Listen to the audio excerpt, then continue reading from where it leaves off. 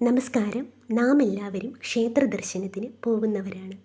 നമ്മൾ ക്ഷേത്രത്തിൽ പോകുമ്പോൾ നമ്മുടെ കയ്യിൽ നമ്മുടെ ഇഷ്ടദൈവത്തിന് സമർപ്പിക്കാനായി പൂക്കൾ കരുതാറുണ്ടോ? ചിലർ കരുതും, ചിലർ കരുതില്ല.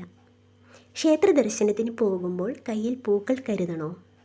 ചില പുഷ്പങ്ങൾ ക്ഷേത്രത്തിൽ സമർപ്പിക്കരുത്, അത് ദോഷകരമാണ്. ക്ഷേത്ര ദർശനത്തിന് പോകുമ്പോൾ കയ്യിൽ പൂജാപുഷ്പങ്ങൾ കരുതണം. അത് സ്വന്തം വീട്ടിലെ പുഷ്പങ്ങൾ ആണെങ്കിൽ വളരെയധികം നല്ലതാണ്.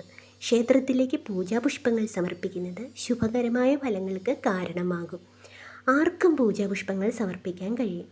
നമ്മുടെ ഇഷ്ടദൈവങ്ങൾക്ക് ഇഷ്ടപുഷ്പങ്ങൾ കൂടി സമർപ്പിച്ചാൽ ഗുണഫലം ഇരട്ടിക്കും. വിഷ്ണുവിന് തുളസിയും ശിവന് കൂവളത്തിൻ്റെ ഇലയും ഭദ്രകാളിക്ക് കുങ്കുമപ്പൂവും നൽകണം. അത് വളരെയധികം നല്ലതാണ്.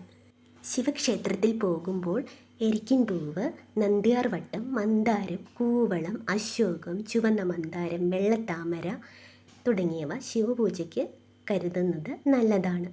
എന്നാൽ വൈഷ്ണവ ക്ഷേത്രങ്ങളിലാണ് പോകുന്നതെങ്കിൽ കൃഷ്ണതുളസി, രാമതുളസി, വെള്ളത്താമര, ചെമ്പകം, നന്ദ്യാർവട്ടം, ജമന്തി, മുല്ല പോലുള്ളവ കയ്യിൽ കരുതുക.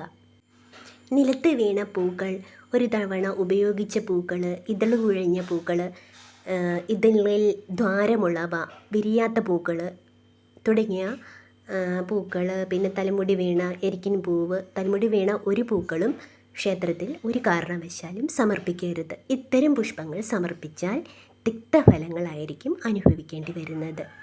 ഓരോ ദേവതയുടെയും ആരാധനയ്ക്ക് അവർക്ക് ഉതകുന്ന പുഷ്പങ്ങൾ തന്നെ സമർപ്പിച്ചാൽ വളരെയധികം നല്ലതാണ്.